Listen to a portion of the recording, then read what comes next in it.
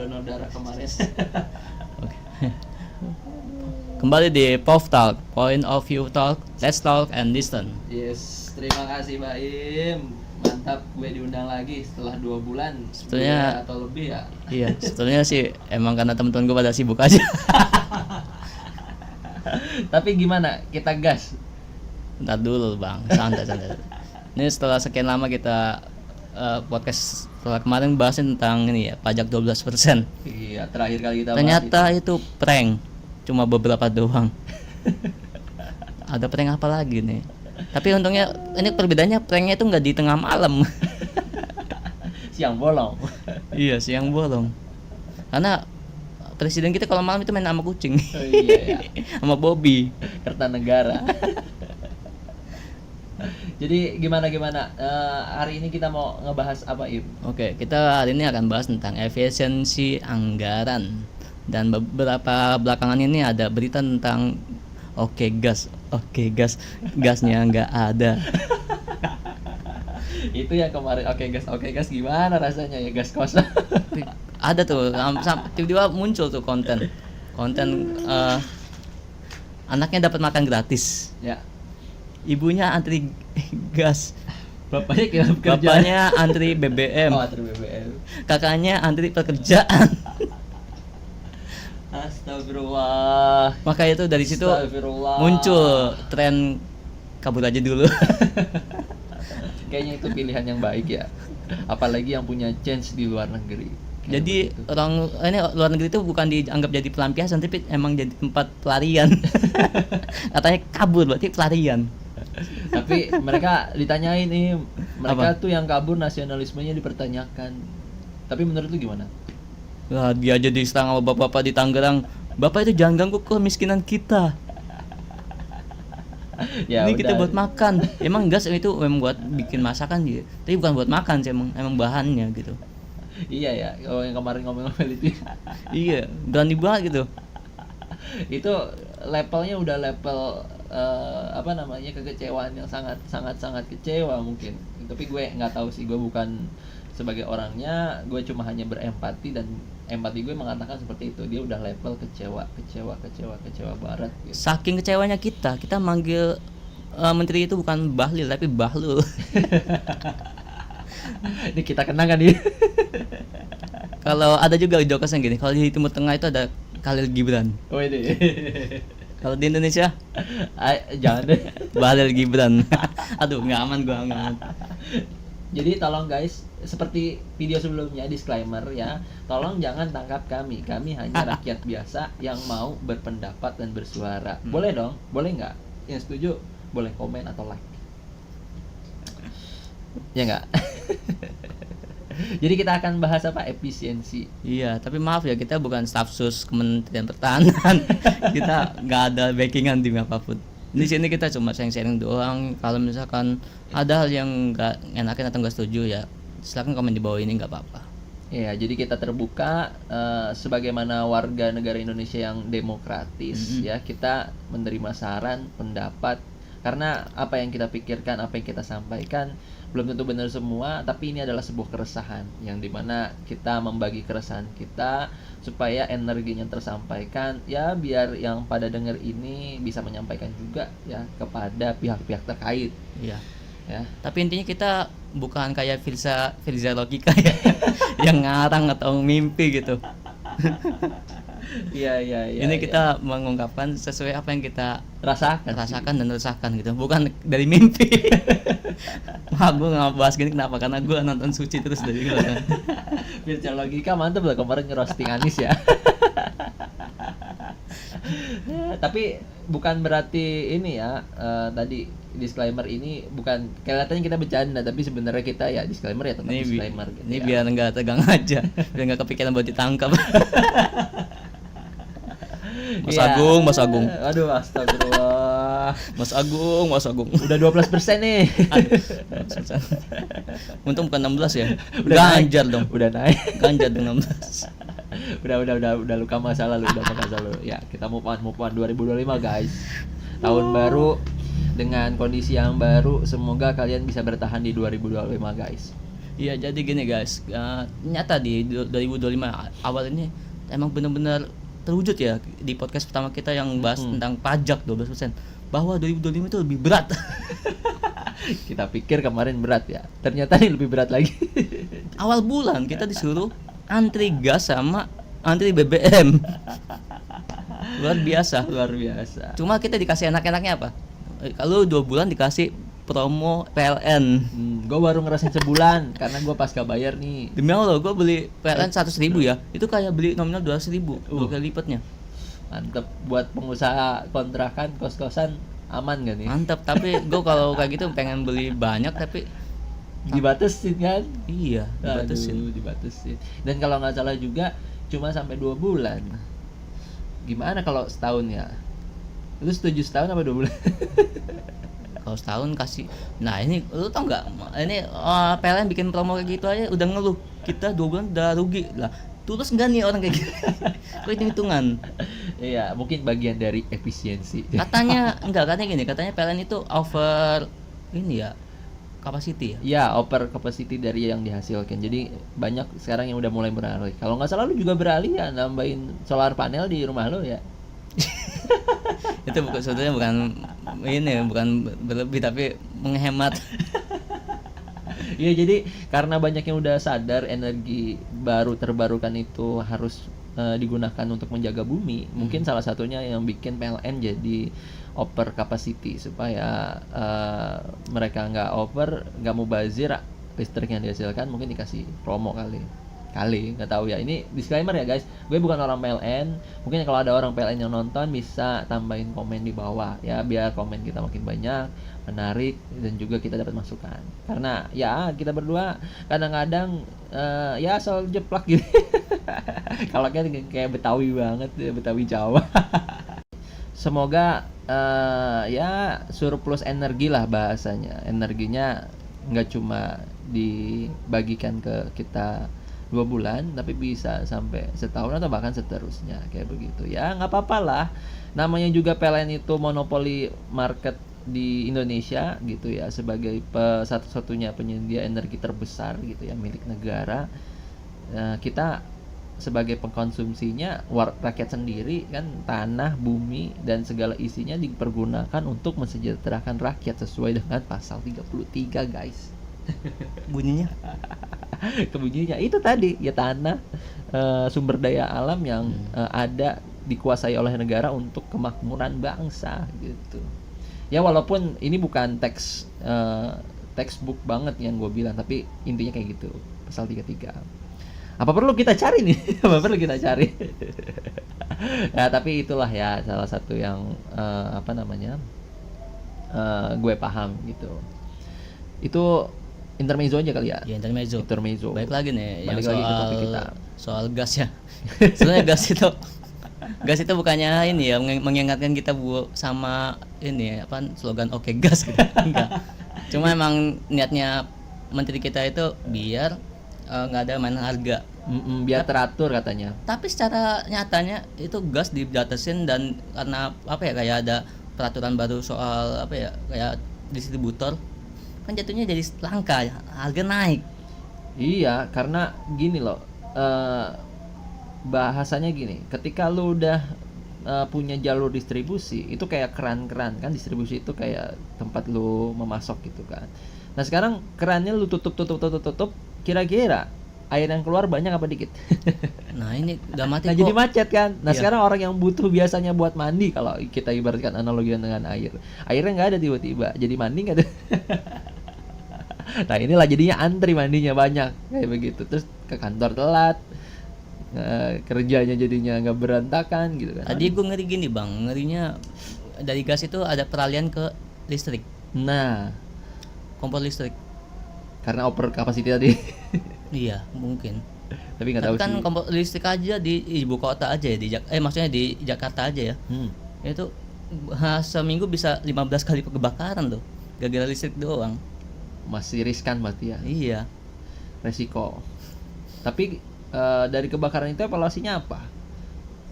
Ya lebih ke keamanan sih sama risiko sih. Itu dia, kadang-kadang kita Indonesia juga nggak belajar ya. Kejadian kebakaran banyak cuma di diliatin doang, ditonton doang, nggak diambil hikmahnya kayak begitu. Aduh, tapi mau gimana kita bicara kayak begini, kayak orang benar padahal. Tapi sebenarnya itu keresahan, makanya disampaikan. Evaluasinya apa? Ya, balik lagi guys. Mm-mm. Kita bahas ke efisiensi anggaran. Jadi sebetulnya Prabowo itu punya program besar yaitu makan gizi gratis ya. Wah, apa tuh MBG Tadinya ya? tadi makan siang gratis, tapi jadi makan gizi gratis. Oh mungkin karena dibaginya nggak harus siang, bisa pagi bisa sore. Iya, dan juga di sini kata-kata gratisnya itu mentang-mentang gratis, takutnya yang nggak sehat atau nggak bergizi, makanya diganti. Jadi makan bergizi gratis. Karena nggak boleh makan doang. Kalau makan doang dikasih KFC, dikasih McD, kan, mantep itu. Tapi makan gizi gratis kadang-kadang kita lihat di sosmed tuh malah banyak yang bahas bahwa makan gizinya itu nggak bergizi. Bukan nggak bergizi sih kalau kata Om Deddy. Makan bergizi gratis itu nggak mesti enak. Kayaknya mereka tuh dapet yang nggak enak tapi bergizi. Kayak apa coba yang kemarin viral di DPR? Ulet sagu. Itu alternatif yang Protein. terlalu pindavan. Itu protein dan bergizi loh. Iya, tapi itu cuma di daerah-daerah doang tahu, anjir. Orang-orang di ibu kota kayak Jakarta, kayak kota-kota besar kayak Jakarta, Bandung itu ini apaan sih gitu. Dan itu dia. Nggak relevan. Masih ada yang lainnya. Kayak misalnya tempe. Tempe kan kelihatannya ya tempe gitu, tapi kan kandungannya bergizi, ya kan, kayak begitu. Terus protein nabati itu, kalau protein hewaninya apa? Telur, ayam, kayak begitu. Nah, tapi masak telur, masak ayam itu variasi. Ada yang cuma digoreng doang, ada yang di macem-macemin. Nah, itu kan nggak semuanya menunya sama. Iya. Makanya ada yang enak, ada yang nggak enak. Dan fokusnya pemerintah bukan di enak nggak enak, tapi bergizi. Jadi jangan protes kalau nggak enak, ya. Bilangnya makan bergizi gratis nggak enak.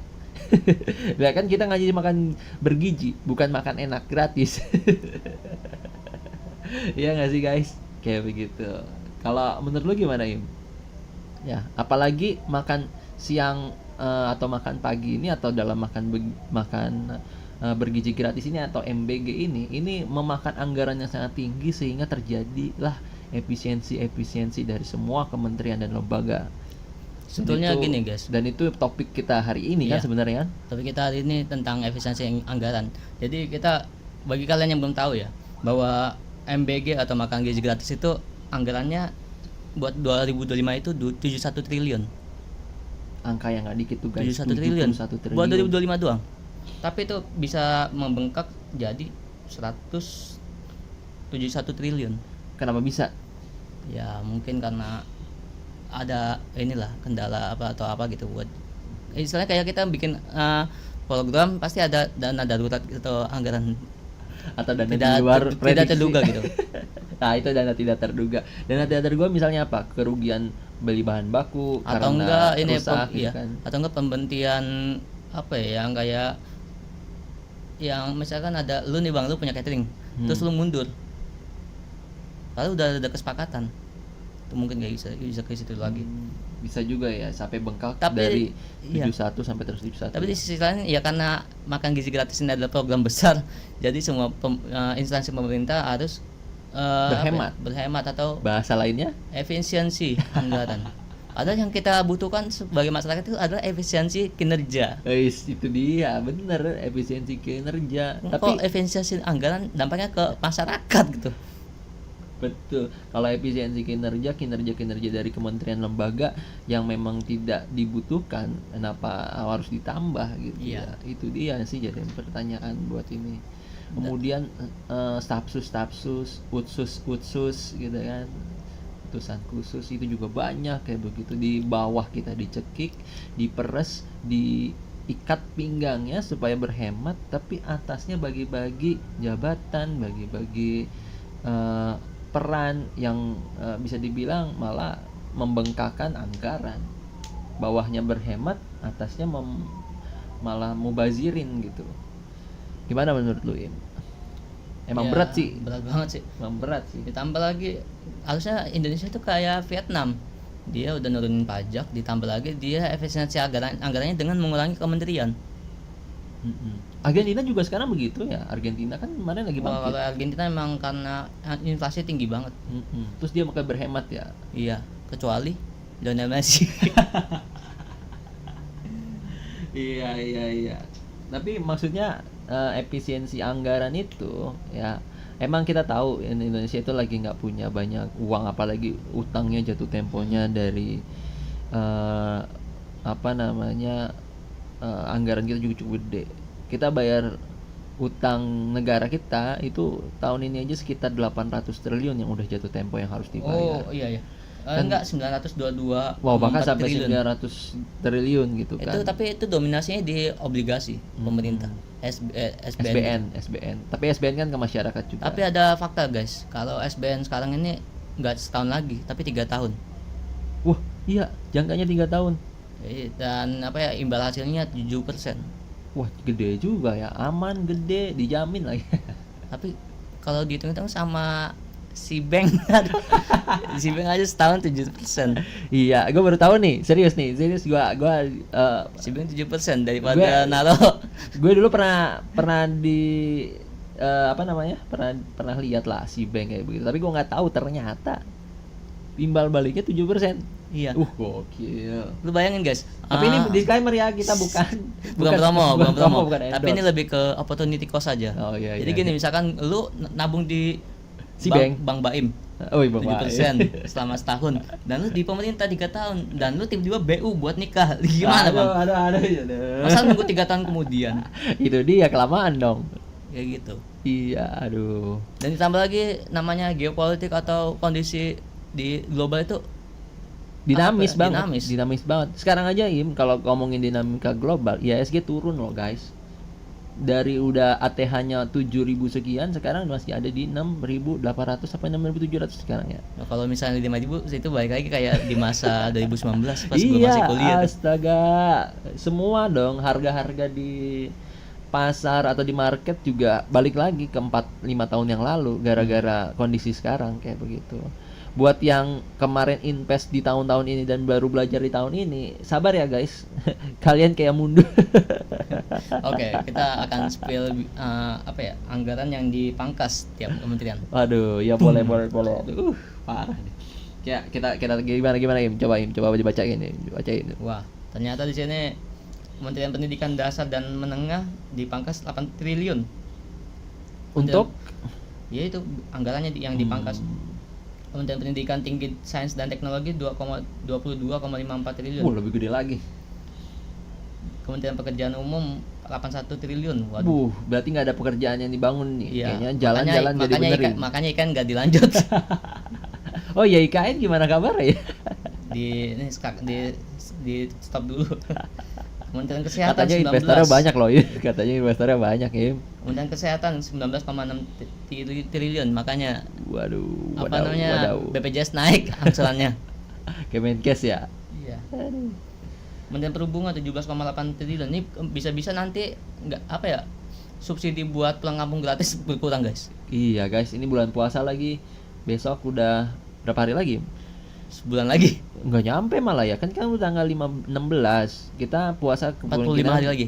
44 hari lagi. Itu kalau hari H Lebaran. Kan pulang kampungnya 30.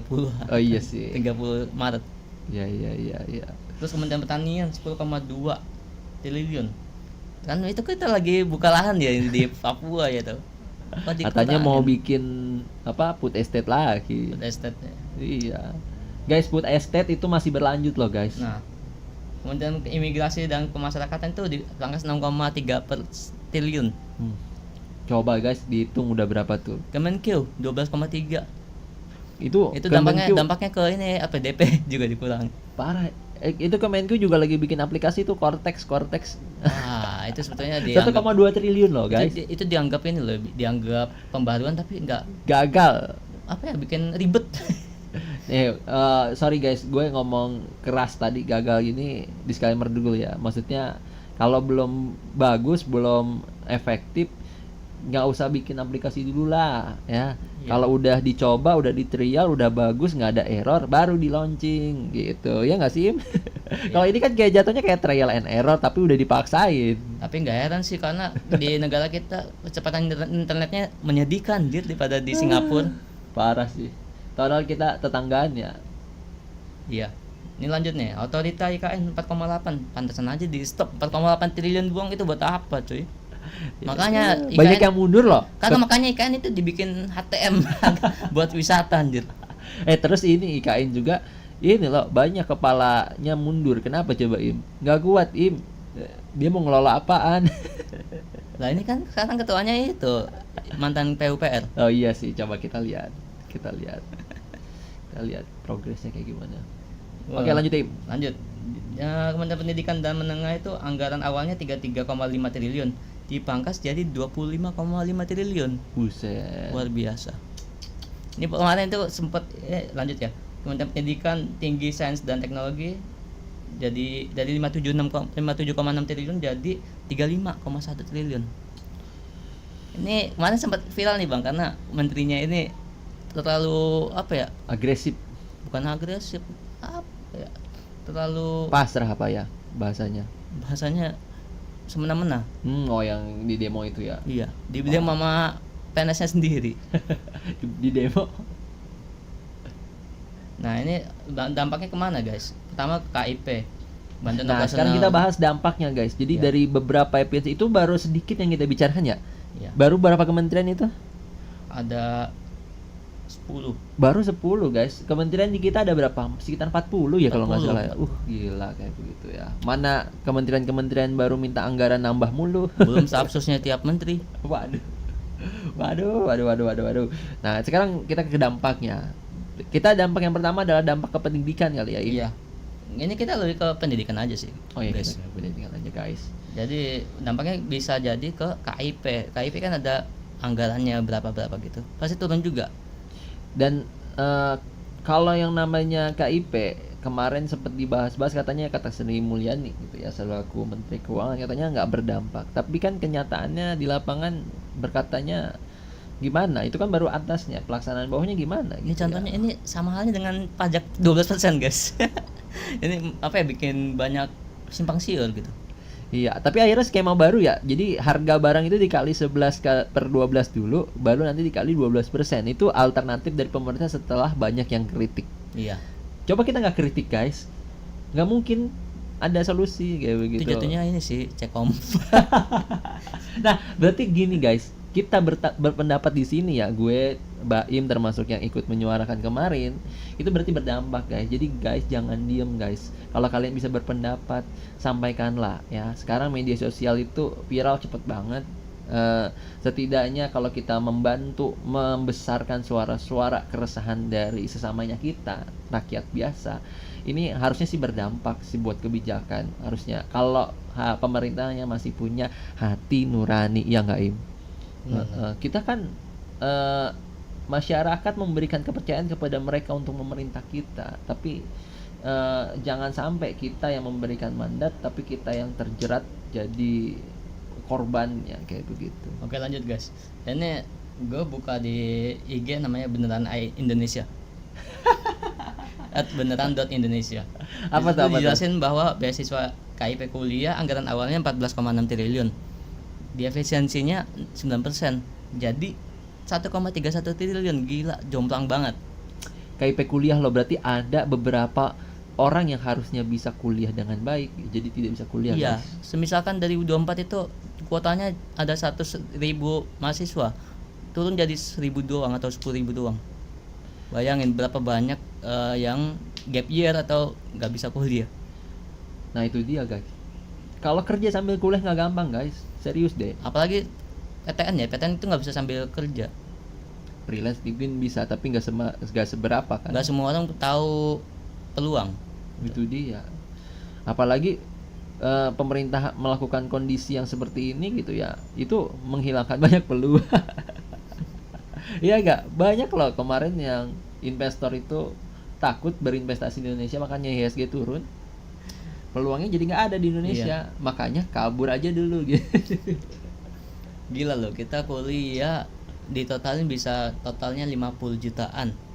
Kalau Itu sampai lulus. di tahun 2019-an sebelum 2020 ya. Kalau sampai lulus. Iya. Tapi jurusan tertentu Im. Iya. Kalau Tapi jurusan teknik kita digaji 4 juta, 5 juta. Belum lagi kalau apa? ODGJ. astagfirullah. Apa?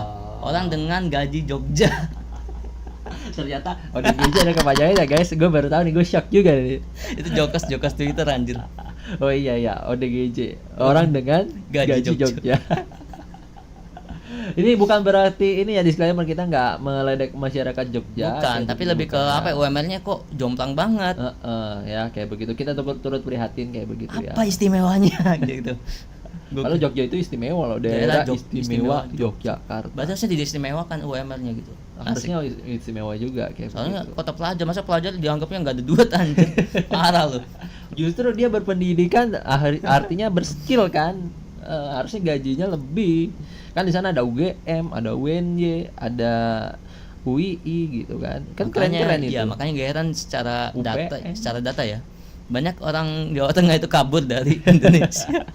Kabur aja dulu. Tapi mereka emang berskill kan? Iya. Tapi gua nggak heran juga ya, di Jawa Tengah itu banyak LPK ke luar negeri, Bang. Ke Jepang ya terutama. Karena jomplang banget anjir gajinya.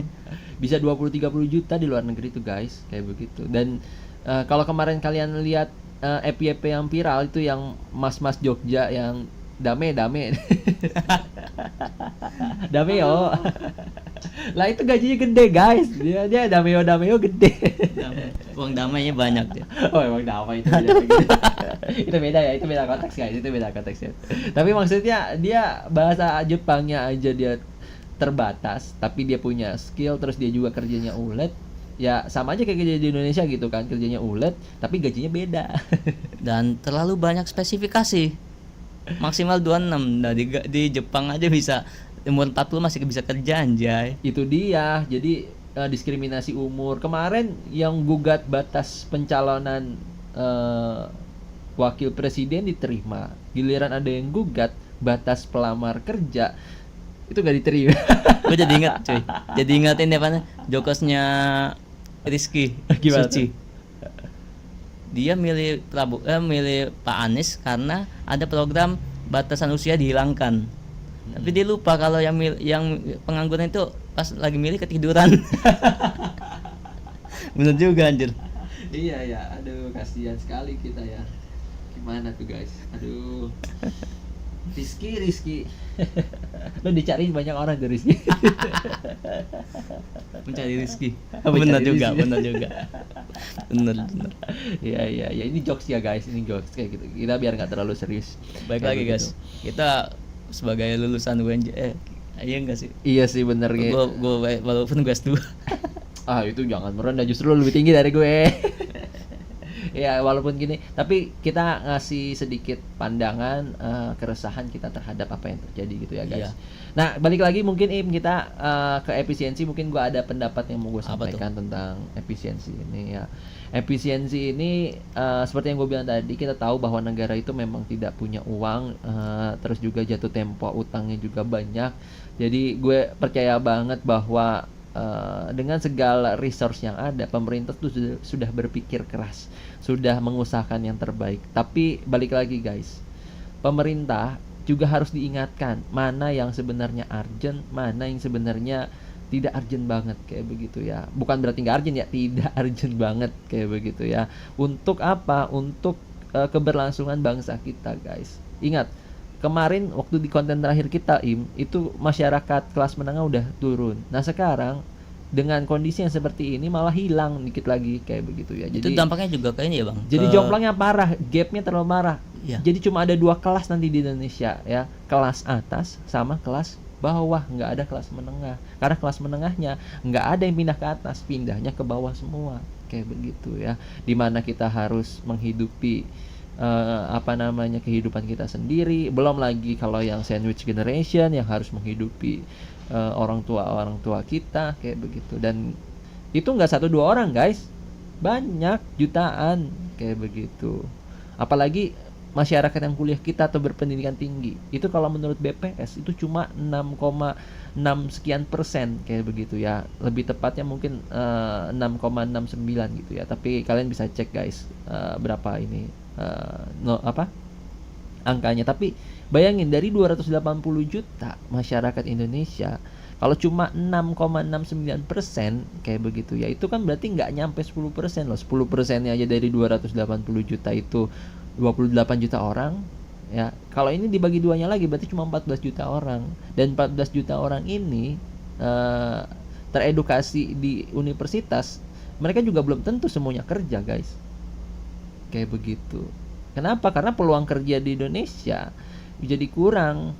Karena apa? Karena pertumbuhan perekonomian di Indonesia sekarang lagi terhambat karena kebijakan-kebijakan pemerintah yang ekstrim ya. Salah satunya adalah kebijakan-kebijakan yang ambisius kayak begitu ya. Program makan siang bergizi ini saya tahu kok ini adalah program mercusuar dan pembuktian kepada dunia bahkan gitu ya, nggak cuma rakyat Indonesia tapi dunia. Tapi kan ini ambisius banget guys. Semua hal yang sudah berjalan dengan baik akhirnya tidak berjalan dengan seharusnya karena Pertanyaan efisiensi. gue itu doang bang, makan gizi gratis kalau lagi puasa itu gimana? Oh tidak. Apa jadi buka bergizi gratis gitu? Iya ya. Apakah nanti kita akan buka puasa didanai pemerintah ya? Atau Ini hebat juga sih. Atau emang pas puasa diliburin? Diliburin di sekolah itu libur satu dari awal puasa tuh, bahkan sebelum puasa tuh dari tanggal 27 sampai dengan tanggal 6 kayak begitu, dan tanggal 6 pun kalau masuknya nanggung biasanya ikut nerus tuh jadi 10 hari. Itu baru libur yang awal puasa. Setelah Kalau menjelang libur, lebaran ya kalau libur ya bagus sih. Biasanya karena pas lagi Ramadan tuh biaya harga pokok naik semua tuh. waduh, Berarti kan anggaran buat kebutuhan di bulan Maret itu nanti juga naik bang. parah sih pasti sih. Mulai dari kan kalau ngomongin sembako 9 bahan pokok kayak begitu kan, wah itu mulai dari beras, telur, minyak, kemudian apalagi tuh ya, banyak ya, gula ya, terus apa lagi, Lupa gue nggak pernah belanja anjir, nggak pernah disuruh anjing. ya tapi itu guys, itu 9 bahan pokok tadi itu pasti naik. Dan yang paling mencengangkan apa, orang hari raya biasanya juga butuh makanan yang proper buat mereka merayakan kan, kayak daging, wah itu pasti naik tinggi tuh. Iya. Kemudian ayam, telur, kalau nggak bisa dapat daging minimal ayam atau telur. Tapi dari gitu situ ya. kita udah belajar bang, kita nggak boleh terlalu berekspektasi, apalagi nanti lebaran ya. Lu jangan berharap kongguan isinya kue, karena Bisa emang jadi. lagi berhemat semuanya itu. Bisa jadi itu kongguan tahun lalu guys, yang isinya adalah apa Im? Kerupuk Dan juga rengginang. nah itu udah hafal semua guys. Makanya bapaknya nggak ada, Ya, karena dia- kabur itu, nggak ada makanan jadi sini. Bukan kabur Im, mencari nafkah. Mencari apa, Rizky? Bukan, antri BBM. Oh, antri BBM. Iya, tapi kalau ngomongin antri BBM, di Aceh ada gubernur yang kemarin bikin statement yang keren loh guys. Dia Apa mau tuh? menghabiskan QR kayak begitu ya. Kiris. Iya, QR di Pertamina, jadi orang bisa dengan bebas melakukan pembelian. Padahal sebenarnya diatur pembeliannya untuk subsidi ada bagusnya juga sih, tapi ya balik lagi sih, ini buat siapa kayak begitu. Ya itu kalian bisa menilai sendiri guys. Tapi itu agak hebat sih ya, berani kayak begitu melawan arus, apa cuma buat bikin sensasi aja ya. Sebetulnya gue paham ya maksudnya Pak Prabowo ya soal efisiensi anggaran. Sebetulnya Pak Prabowo itu nggak seneng anggaran dipakai buat kayak seminar atau perjalanan dinas ke luar negeri, tapi nggak ada Hasil hasil, nggak ada dampaknya ke masyarakat. Terus malah dipakai buat sosmed atau apa gitu, buat mereka aja. Kalau mau ke luar negeri pakai duit sendiri aja gitu ya masuk akal. Kadang-kadang gue juga nggak terima ya sebagai warga negara, gue bayar pajak, tapi pejabat atau PNS-nya itu ke luar negeri, saya kerja padahal pribadi. Iya, belum yang ngeselin tuh kalau ngajak kolega mulai dari keluarga ataupun Gua anggapnya andai itu ini taulan. bang, gua anggapnya gitu kayak garis tambunan versi apa ya, soft. Iya, Versi soft lembut. banget. Ya biar nggak keciri lah. Iya. Biar nggak keciri lah. Kalau Gayus kan emang parah gitu ya. Tapi kalau ini kan dianggapnya sebagai kerja kayak begitu ya. Padahal kerja apa ngerjain gitu. Ngerjain Ngerjain kita. sih itu. Kita masyarakat cuma bisa dengar ceritanya doang. Apa buat apa ya kita? Ini guys, gue mau sharing-sharing sebentar aja. Nah, kampus gue kan yang sekarang kan UNJ udah PTNBH ya. Oh iya jelas. Wah gila, gue kemarin survei harga tuh buat S2 gue di manajemen juga. Gila, gue tadinya 9 juta, naik jadi 13 juta. Ditambah lagi ada uang IP. Uang IP ternyata itu uang gedung harus dibayar di awal. Uang IP-nya 5 juta 18. Terus misalkan gak ada TOEFL 2 juta 500, Waduh. 20 juta.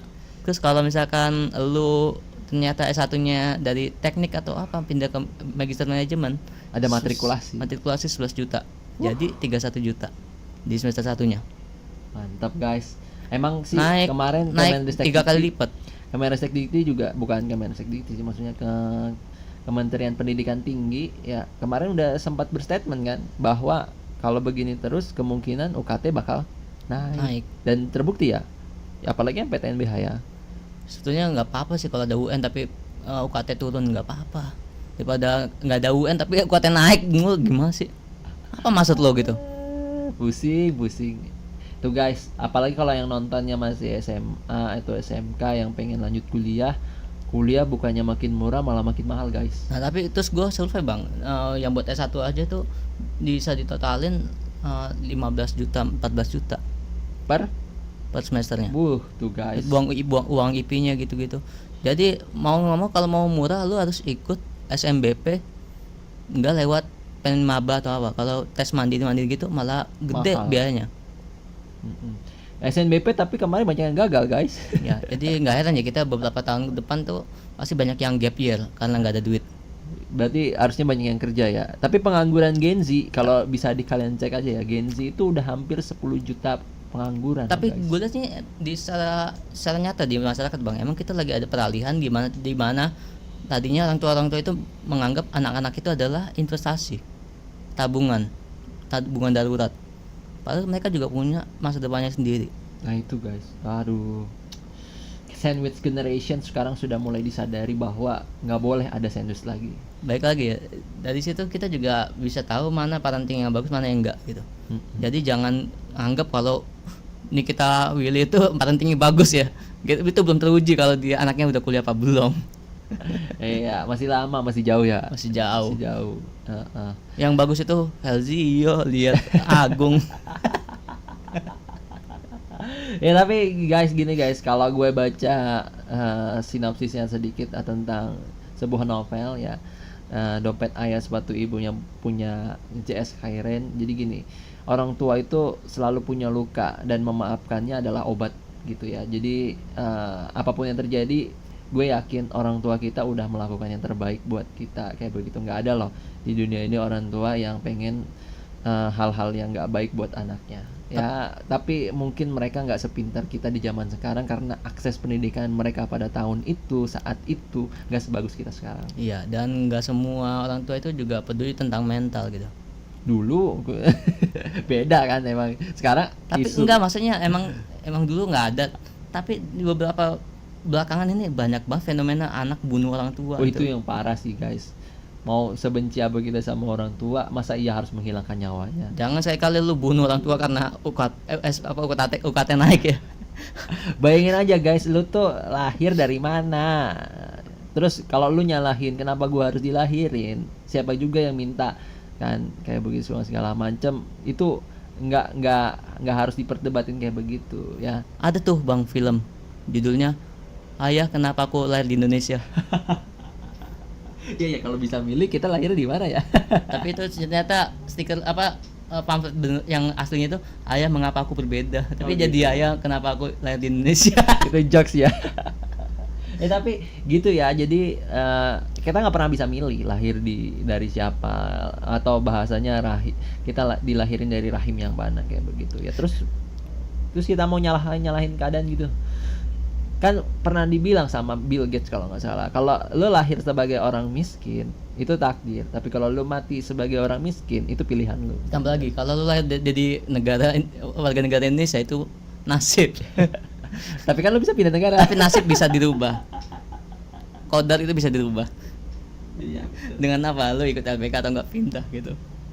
Iya, jadi banyak kok guys yang punya pilihan sebagai hidup itu nggak satu doang ya, banyak kayak begitu. Jadi kalau lu lahir di Indonesia sebagai warga negara Indonesia dan pengen nggak jadi warga negara Indonesia, itu pilihan lu sendiri semua. Contoh orang jadi lahir di Belanda, dia jago bola. Naturalisasi Dia jadi manfaatin sosmed buat kehidupan dengan jadi naturalisasi. Itu guys, berarti kan itu kerja cerdas namanya, kerja berarti cerdas kan- orang tuanya. betul. Dari Berarti kan, dari apa? Dari fenomena kabur aja dulu. tapi berarti ada juga loh yang mau jadi warga negara Indonesia tuh. Ada. Ada kayak begitu, dan banyak kayak begitu ya. Tapi pas mereka di Indonesia, mereka shock nggak ya sih? Kalau tersek gitu gak sih? Ya tapi Indonesia semakin beragam, semakin baik kayak begitu ya. Tapi kita lihat Bang, beberapa dari fenomena yang kita lihat beberapa belakangan ini, kita melihat bahwa Indonesia itu masih belum efektif dalam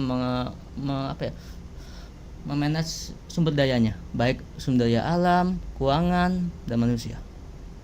Lu kalau nggak salah lulusan manajemen SDM ya? Iya. Wah, ini bisa Itu banget nih kalau kita gali ilmunya guys dari Iya. sini guys. Tapi gue situ setiap kuliah gue bahasnya tentang manajemen SDM-nya di Singapura. Singapura itu demi apapun itu negara kecil se-Jakarta, tapi dia bisa punya pelabuhan, bisa jadi tempat transit pesawat.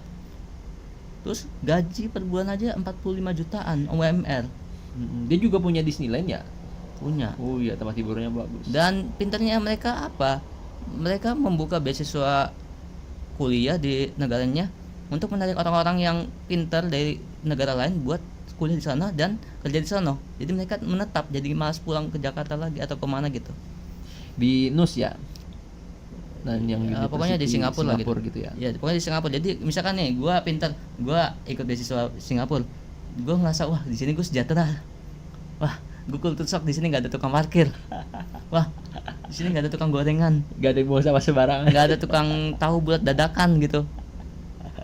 Aduh, jadi tergiur kan? Iya. Jadi pengen pindah Wah, kan? aku pindah aja lah. Astaga. Di sana juga apa penataan ruangannya juga tata rapi walaupun kayak apartemen semua. Karena dia ini ketika kita ngomongin manajemen SDM seperti yang lu bilang Im, Singapura itu nggak punya resource lain selain sumber daya manusia. Iya. Makanya dia ngebagusin sumber daya manusianya. Kalau bisa gua bilang Singapura itu adalah negara apa ya pihak ketiga yang bagus Pihak ketiga. atau Iya, enggak bener sih, maklar yang bagus. Kenapa? Karena dia adalah tempat untuk singgah, setuju. transit, terus pelabuhan. Masa Indonesia kalah sama negara kayak Singapura bisa punya pelabuhan internasional lah. Sementara Indonesia itu punya Kementerian Perhubungan, harusnya bisa bikin pelabuhan yang besar internasional. Bayangin itu bisa, Kita tuh negara maritim loh guys. apalagi kalau dibangunnya di Riau atau di mana tuh Bang, wah luar biasa tuh. Mantap itu. Jadi kita kalau beli apa-apa itu nggak lewat dari Singapura. Singapura dapat fee anjir. Iya, di transit. Enak sekali dia. Nerusin doang. Kalau di perusahaan itu ada namanya jasa forwarding. Nah, kebetulan kenapa gua tahu perusahaan jasa forwarding karena emang di beberapa perusahaan luar negeri kayak Jepang, kayak segala macam, mereka butuh ekspor impor, dan untuk ekspor impor kan ngurus di negara kita nggak mudah. Dan itu ada perusahaan yang memang menangani hal itu. Nah, itu disebut dengan perusahaan jasa forwarding kayak begitu ya. Dia nerusin impor apa nerusin ekspor kayak begitu. Itu manajemen SDM memang bagus sih kalau di Singapura. Mantap emang. Dan bodohnya Indonesia itu ada penyalahgunaan kayak ini Bang, beli pasir dalam laut itu. Oh, itu lagi. Itu kan buat ini juga nanti. Oh, dipagerin itu kemarin. Enggak, lama-lama itu Singapura nanti ada apa namanya? Pantai reklamasi. Reklamasi jadi luas tanahnya, bisa jadi dia luasnya se-Banten. Bayangin. Iya, jadi dia ngegedein negaranya sendiri ya dengan cara ngebeli pasir di negara lain gitu kan. Kalau gua jadi Singapura, gua mending gua beli negara yang udah mau bangkrut tuh, kayak apa gitu, Nigeria misalkan gitu. Gua mending kayak gitu. Nigeria nggak bangkrut loh. Yang mau bangkrut itu apa kemarin tuh ya? Ada beritanya cuma kita lupa sih. Apa mau dicek dulu? Ethiopia masih belum bangkrut. Ada kemarin tuh yang mau bangkrut. Aduh lupa. Kalau di Ethiopia emang miskin sih, tapi belum bangkrut. Kayak begitu. Apa perlu kita cari? Nggak perlu. Nggak perlu. Nggak perlu ya. Kita cuma bahas aja Singapura itu cocok buat jadi patokan apa ya? Kalau di Indonesia ada ya sekolah percontohan. Nah, ini negara percontohan bisa jadi. Negara percontohan. Jadi bukan berarti kita nganggap Konoha ini nggak cocok dicontoh. Kalau Kita contoh nyoba Konoha. kalau contoh buat naturalisasi is oke. Tapi nggak semua bidang itu cocok. Jadi sebenarnya kita ini Konoha apa Wakanda? Wakanda mah ini Mas Anes. Wakanda nomor ya, Indonesia forever. Weh. Abis ini gue dicap anak abah nih. Tapi gara-gara efisien anggaran ya kita ada jokes tentang ini adalah orang-orang yang 58%. Iya, jadi belum sembuh sakit hatinya ya. Belum sembuh. Tapi saking nggak sembuhnya, Pak Anies malah mau di roasting. Gak apa-apa, Mas Anies itu kuat kok di roasting kayak begitu ya. Biasalah kalau orang debat-debat aja sanggup, apalagi cuma di roasting bisa sih gitu. Ya, intinya gini guys, untuk kalian yang mau kuliah, berarti kita mikirnya gini, kalau kalian mau kuliah, kalian harus bisa lebih mikir ke depannya dari zaman SMP buat nabung.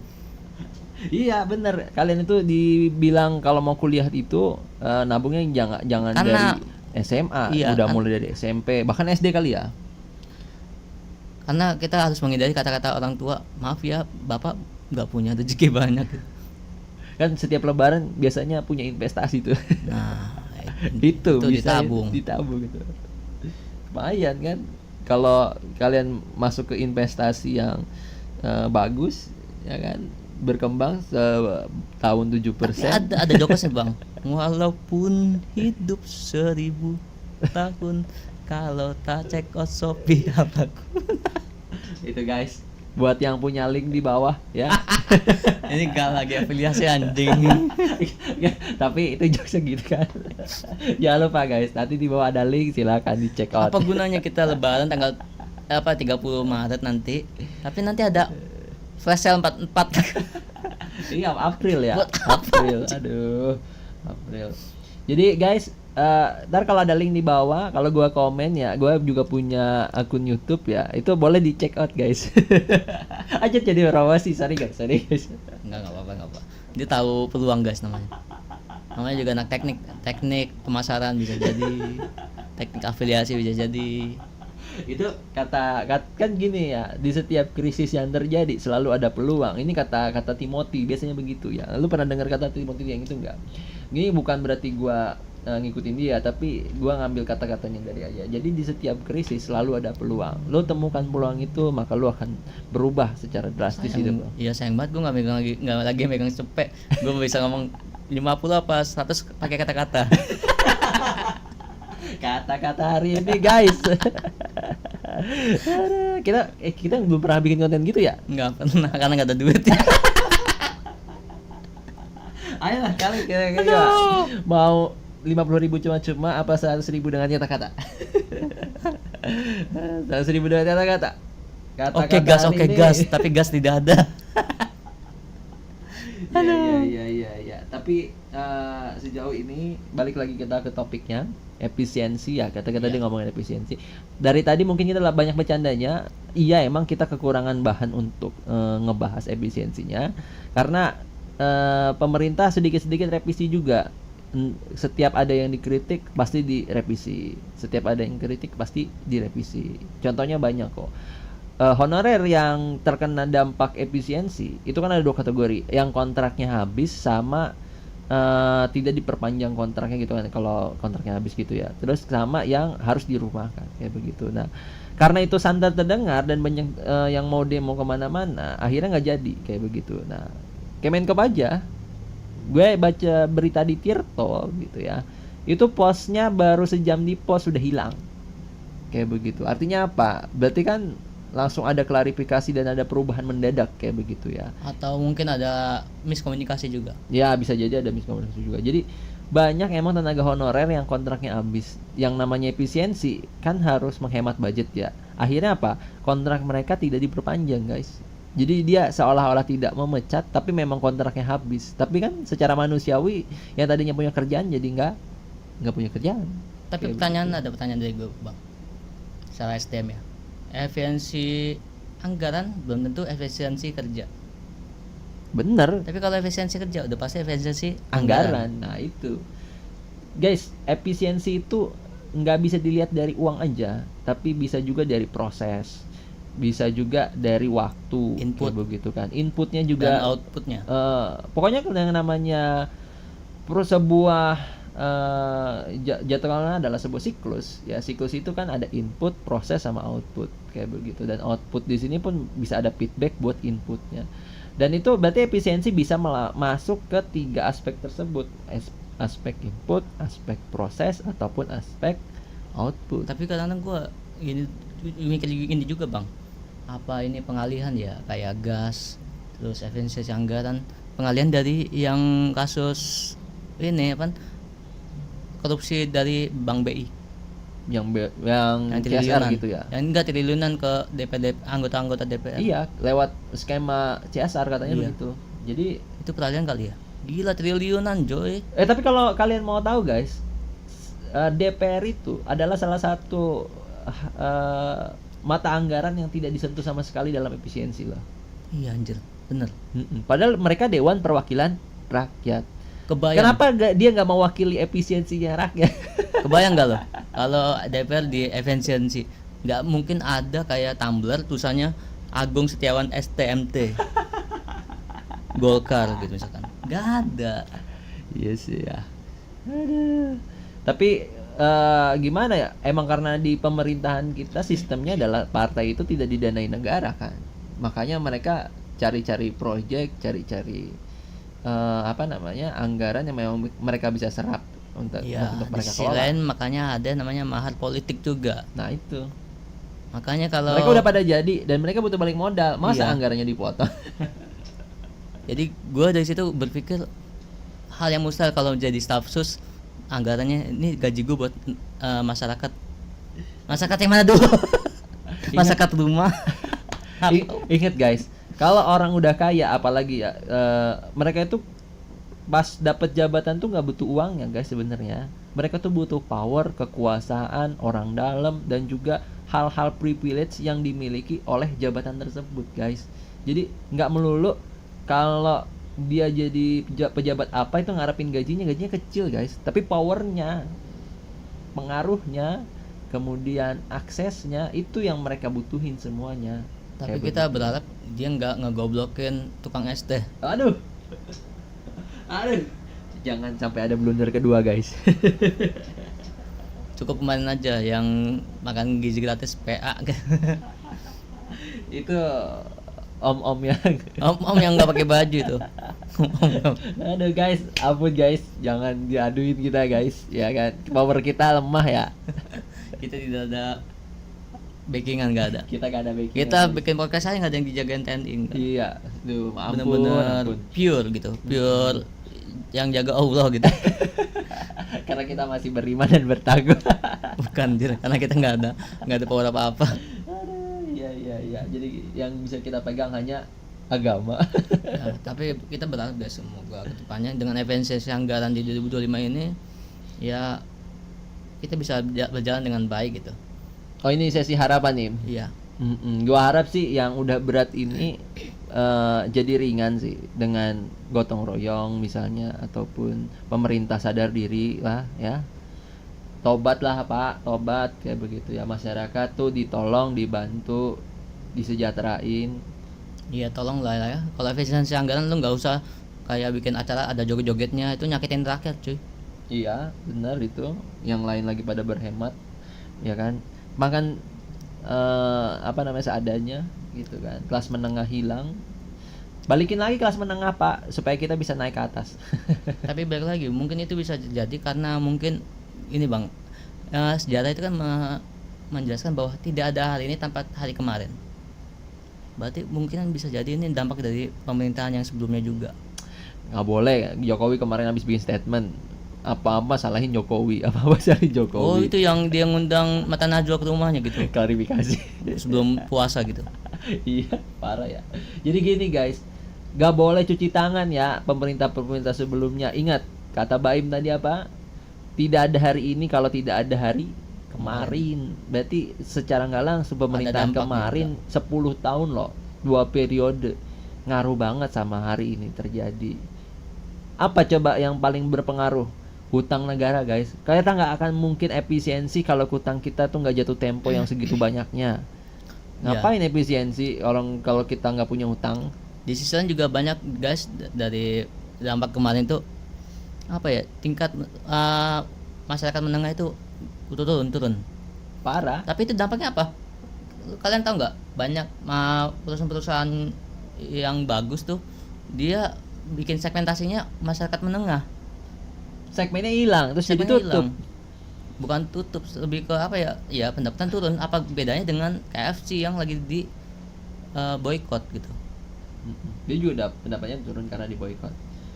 Sebenarnya sih guys, ini kayak apa namanya? Dua hal gini. Masyarakat menengah itu hilang ke bawah gitu kan. Maksudnya hilang terus dia turun ke bawah. Akhir daya belinya kurang. Jadi boykot itu sebagai salah satu penghematan juga. Benar. Jadi dua hal sekaligus. Boykotnya iya, menghemat juga iya. Iya gak sih guys? Jangan-jangan kalian yang boykot itu juga mengalami hal yang kayak begitu ya. Kayaknya gue juga maksudnya ngalamin kayak gitu ya. Gue nggak makan produk-produk yang diboykot, bukan berarti gue nggak mampu beli gitu ya. Tapi emang satu, gue berhemat. Dua, emang lagi diboykot. Tapi ada fakta guys. Bentar. Lu sehari jajan berapa bang? Ya tergantung sih. Ada 20 ribuan. Ada. Berarti lu nggak miskin. Oh gitu. Karena ada ceritanya, kalau di mana ada berita tuh, kalau masyarakat kita jajan sehari di atas 19.400 berarti belum miskin. Masalahnya guys, tukang bakso itu sekarang udah banyak yang harganya 20.000. Jadi kita makan bakso semangkok aja udah bukan rakyat miskin. Kita makan bakso plus inflasi gitu. Tapi ngeri juga guys. Lama-lama kalau kayak gitu apa dampak ngerinya, bisa stagflasi.